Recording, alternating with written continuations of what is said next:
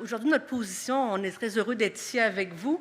Donc, c'est vraiment de voir la bibliothèque publique comme un allié de l'éducation aux médias et à l'information, puis comme un acteur qui additionne, dont les actions s'additionnent à celles des gens du milieu de l'éducation et du domaine de l'information. Donc, on est dans un écosystème, puis on croit que les gens ne s'informent pas. L'éducation aux médias et à l'information ne se fait pas une fois, deux fois. C'est vraiment en baignant dans un écosystème que l'éducation à l'information se fait graduellement. Donc, pour la présentation aujourd'hui, je vais rappeler un peu les missions et valeurs des bibliothèques publiques qui sont en lien avec l'éducation aux médias et à l'information. Ensuite, on va vous présenter des exemples concrets de comment ça s'incarne, comment on répond aux besoins des individus de s'informer et comment on répond aux besoins des individus de se former. Donc, un des textes importants pour les bibliothèques, c'est la Déclaration des bibliothèques québécoises. Ce texte-là remonte déjà à 2016, ce qui n'est pas si lointain, mais à ce moment-là, on ne parlait pas tant que ça encore d'éducation aux médias et à l'information. On y retrouvait toutefois la notion de permettre aux usagers de développer des compétences en recherche et en évaluation de l'information. Donc, c'est en d'autres mots, mais la préoccupation était déjà là. Un autre texte très important pour les bibliothèques publiques, c'est le manifeste de l'IFLA UNESCO sur la bibliothèque publique. L'IFLA, c'est la Fédération internationale des associations de bibliothèques qui a une section bibliothèque publique. Donc, il y avait eu une édition précédente en 1994, mais l'IFLA a remis à jour son manifeste en 2022 pour mieux refléter les réalités. On sortait alors, entre autres, de la COVID. Alors, dans le manifeste, il y a plusieurs points qui sont en lien avec l'éducation aux médias et à l'information. J'en nomme ici 3 seulement. Donc, un est de fournir l'accès à un large éventail d'informations et d'idées. Un deuxième est de soutenir l'éducation formelle et informelle tout au long de la vie ou à différentes étapes de la vie. Et le troisième point, je trouve particulièrement intéressant parce que c'est un ajout au manifeste à l'édition de 2022 qui n'était pas là auparavant. Donc, pour la première fois dans le manifeste des bibliothèques publiques, on nomme vraiment le développement de l'éducation aux médias et à l'information et aux compétences numériques comme étant une des missions de la bibliothèque publique. C'est vraiment important que ce soit inscrit dans ce texte, parce que toutes les bibliothèques publiques, par la suite, lorsqu'elles publient des plaidoyers, lorsqu'elles préparent leurs orientations, elles réfèrent toujours à ce manifeste. Donc, c'est intéressant de voir qu'est-ce qui va se passer dans les prochaines années, comment ça va s'incarner, comment on va se l'approprier, le fait que ce soit vraiment inscrit. Bon. Dans la première colonne, j'ai indiqué quelques-uns des concepts qui reviennent vraiment régulièrement dans les lignes directrices, les principes, les orientations des bibliothèques. Donc, ce sont tous des concepts pour lesquels on peut voir des liens avec l'éducation aux médias et à l'information. Se sont ajoutés donc récemment l'éducation aux médias et à l'information dans le manifeste. Et dans le manifeste de 2022, on a aussi ajouté l'accès aux résultats de la recherche et aux informations sur la santé. Donc, encore là, on peut voir un lien avec la sortie de la crise de la COVID. Pour l'avenir, d'autres sujets on en a parlé ce matin, plusieurs intervenants les ont nommés. Il y a la lutte contre la polarisation qui occupe les bibliothèques au Québec, mais aussi beaucoup aux États-Unis. Et un autre point important, c'est la prise de conscience des biais cognitifs que nous avons personnellement comme professionnels lorsque nous faisons de la sélection d'informations, par exemple, de l'évaluation d'informations, quels sont nos propres biais comme professionnels et quels sont les biais aussi de nos institutions, les institutions pour lesquelles on travaille. Donc, ces sujets-là ne sont pas inscrits encore nécessairement dans les textes, mais ils préoccupent la profession. Un atout que nous avons comme bibliothécaires, en tout cas on aime le croire et les chiffres semblent le dire, c'est qu'on a vraiment un lien de confiance très fort avec nos usagers. Les chiffres ici en témoignent. Donc, pour le deuxième chiffre, par exemple, 93% des Britanniques, dans un sondage en 2021, indiquaient qu'ils croyaient que leur bibliothécaire disait la vérité. Donc, ce sondage-là présentait une liste de professionnels et on s'est classé en deuxième, juste derrière les infirmières et devant les journalistes. Mais bon, je crois qu'il y aura d'autres résultats cet après-midi qui vous intéresseront. Okay. Donc maintenant, un peu plus concrètement, je vais vous présenter quelques exemples qui peuvent avoir l'air évidents, mais qui font partie de l'ADN des bibliothèques. Puis on croit vraiment qu'on est des alliés naturels de l'éducation aux médias et de l'information. Donc quelques exemples concrets. Alors, si vous pensez à une bibliothèque, vous pensez probablement à des collections de livres, de journaux, de ressources numériques. Eh bien, vous avez raison. Alors, le rôle de la bibliothèque, c'est de mettre, entre autres, la bibliothèque publique, c'est de mettre à la disposition des gens une variété de documents. C'est pas forcément de prendre position ou de juger les lectures des gens, mais plutôt de leur proposer une variété d'informations et de points de vue différents. C'est-à-dire qu'on fait confiance aux gens pour forger leur propre opinion. En fournissant de l'information qui est moins réactive, peut-être que dans les médias, on permet aussi, ce dont on parlait ce matin, c'est on permet aux gens de prendre un pas de recul ou d'avoir un peu plus de profondeur dans leur contact avec l'information. Bon, la deuxième chose à laquelle vous pensez peut-être en pensant à une bibliothèque, c'est votre bibliothécaire. Donc, le bibliothécaire, il a vraiment une posture intéressante, c'est que lorsqu'on est avec les usagers, on a un lien privilégié avec les individus qui viennent nous rencontrer. C'est vraiment du 1 à 1. Et avec le lien de confiance, les gens nous posent des questions très ouvertement et avec beaucoup de transparence aussi, je dirais. C'est souvent une occasion de faire de la formation informelle.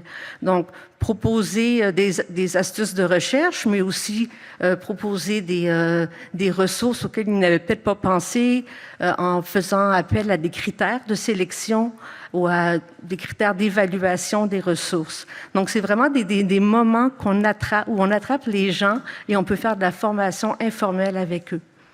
Une autre façon de travailler pour les bibliothèques, c'est de faire des suggestions de lecture.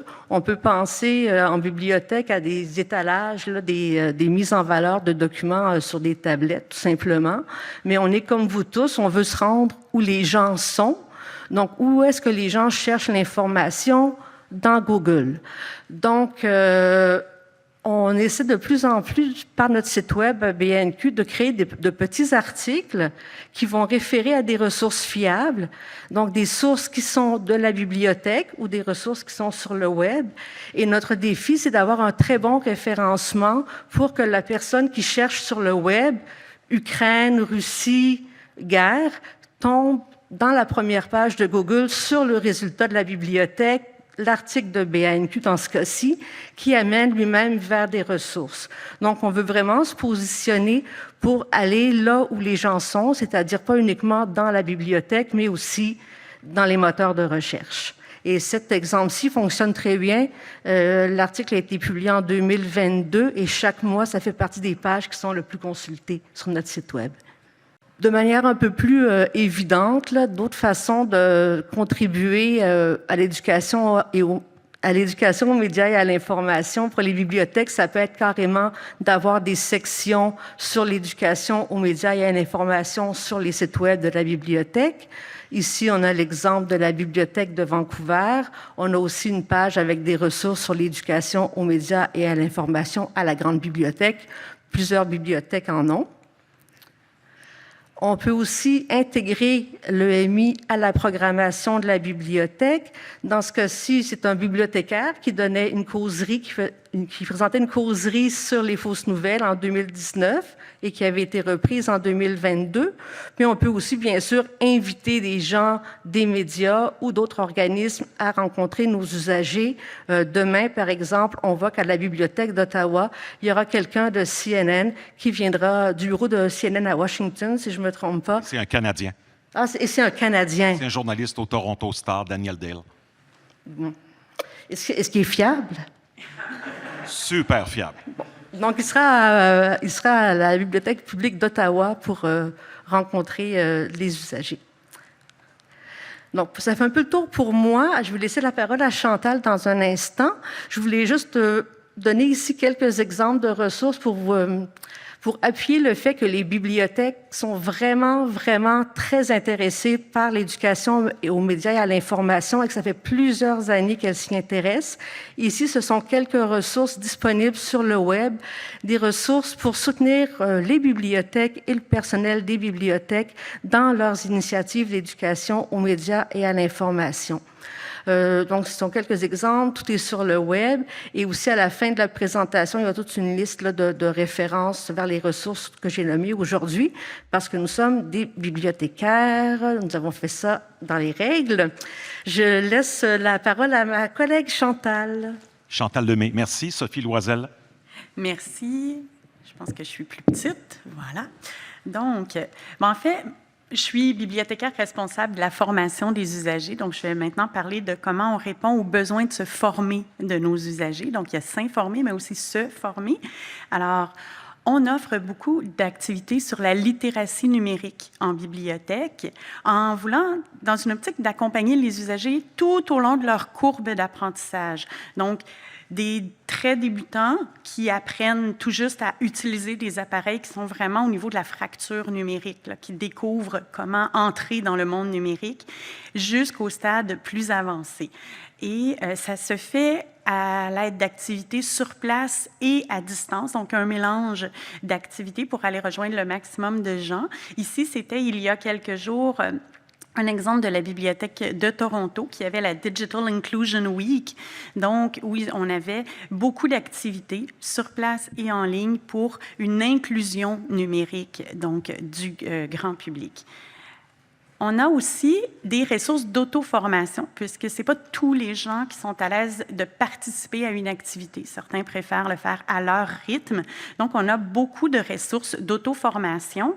Ici, j'ai quelques exemples avec Tout apprendre et LinkedIn Learning, mais on a une page qui en contient énormément. Ça peut être sur toutes sortes de sujets. Donc, ils peuvent apprendre notamment à créer des balados, créer des vidéos, donc apprendre non seulement de la recherche, mais aussi en apprenant à créer de l'information et des médias, mais ils peuvent apprendre à reconnaître les travers et les différents pièges. On a également, de plus en plus de bibliothèques intègrent un laboratoire de fabrication numérique et par exemple, ici, à Bibliothèque et Archives nationales du Québec, on a le Square, qui est un Fab Lab, et un Media Lab. Donc, on offre des activités sur place, vraiment d'expérimenter avec la création de balados, la création de vidéos, par exemple des booktubes, des choses. On fait des activités autant pour les groupes scolaires que les adultes pour faire découvrir, justement, en expérimentant par eux-mêmes et découvrir vraiment le monde des médias de l'intérieur. On fait donc un apprentissage tout au long de la vie. Et là, je ne sais pas si je vais être capable de cliquer sur mes liens. Je pense que je vais devoir juste en parler. Mais donc, de l'école, on a toute une section BANQ Éducation où on offre des activités du préscolaire jusqu'à l'universitaire sur mesure pour les jeunes pour leur apprendre non seulement la recherche documentaire, parce qu'apprendre à chercher, c'est essentiel, être capable de trouver des bonnes informations, reconnaître les biais qu'il y a, par exemple, quand on fait une recherche Google, comment les résultats apparaîtront pas nécessairement pareils pour différentes personnes, etc. Mais aussi la pensée critique et qui est nécessaire à une reconnaissance des pièges que la désinformation peut nous offrir. On a aussi à la retraite, donc c'est de l'école à la retraite, on en offre pour tous les âges, tout au long de la vie, mais à la retraite, c'est souvent un moment où les gens ont à nouveau du temps, parce que dans notre vie d'adultes qui travaillent à temps plein avec des enfants, souvent, on manque de temps. Et à la retraite, c'est le moment où les gens reviennent beaucoup à la bibliothèque, participent à nouveau aux activités. Donc, on a énormément d'activités qui sont offertes, qui ont été pensées pour les aînés, avec les aînés, pour vraiment répondre à leurs besoins. Il y en a plusieurs qui portent au niveau de l'éducation aux médias et à la littératie numérique. Donc, pour faire le pas, justement, au niveau de la fracture numérique, les amener dans l'univers numérique pour qu'ils puissent suivre avec nous. Oups, j'ai été trop vite. Voilà. Un exemple ici, notamment, c'est la contribution à la création de contenu sur Wikipédia qui est offert à l'intérieur de la bibliothèque. Donc, on offre différentes activités de contribution. Donc, les gens peuvent vraiment suivre toute la courbe d'apprentissage jusqu'au réinvestissement. Donc, apprendre à contribuer eux-mêmes à un outil comme Wikipédia et apprendre évidemment l'importance de l'éthique quand on participe à une encyclopédie en ligne comme ça. Donc, vraiment, on suit la courbe jusqu'à cette étape beaucoup plus avancée ici. On a également des rendez-vous qui se tiennent, qui sont vraiment comme un événement. Le prochain va être en mars sur l'intelligence artificielle et la culture. On a pris notre angle parce que l'intelligence artificielle, c'est tellement large. Donc, ça va être une fin de semaine vraiment axée avec des conférences, des ateliers, des tables rondes, à la fois sur place et en ligne, pour essayer de créer un momentum autour de cet événement. Et on essaie de varier, évidemment, les sujets d'année en année. L'Audace des possibles, également, est un événement phare de BANQ. C'est notre deuxième édition qui a eu lieu en juin dernier. Le but est vraiment de créer d'inclure les bibliothèques, les milieux documentaires en général, dans une société apprenante en favorisant des partenariats avec d'autres milieux, en sortant de notre univers cloîtré de bibliothèque pour justement faire des partenariats, comme on le fait un peu aujourd'hui en venant à ce colloque. Donc, des partenariats qu'on aime dire improbables, parce que souvent les gens ne penseront pas aux bibliothèques dans ces milieux-là. Donc, plusieurs projets qui ont été présentés en juin dernier, qui sont en cours. On a, entre autres, un professeur de l'UQAM qui a participé parmi les mentors des projets. Et ça se continue. Il y aura une troisième édition qui s'en vient. Le but étant vraiment de développer une société apprenante. Et si on passe justement à l'avenir... Voilà. Donc, l'avenir, c'est vraiment d'inclure les bibliothèques au cœur d'une société apprenante pour que l'ensemble de la société mette toujours l'apprentissage tout au long de la vie dans le cœur de ses réalisations, de ses préoccupations. Donc, c'est non seulement une vision, mais c'est vraiment inclus dans notre plan stratégique qui est en phase d'approbation jusqu'au gouvernement, dans notre cas. Donc, c'est vraiment la volonté très, très, très claire et affirmée des bibliothèques de ce côté-là. Donc, merci. Désolée d'avoir pris de votre temps. Merci beaucoup. Alors, merci à Bibliothèque et Archives nationales du Québec, la BANQ. C'est avec Sophie Loisel et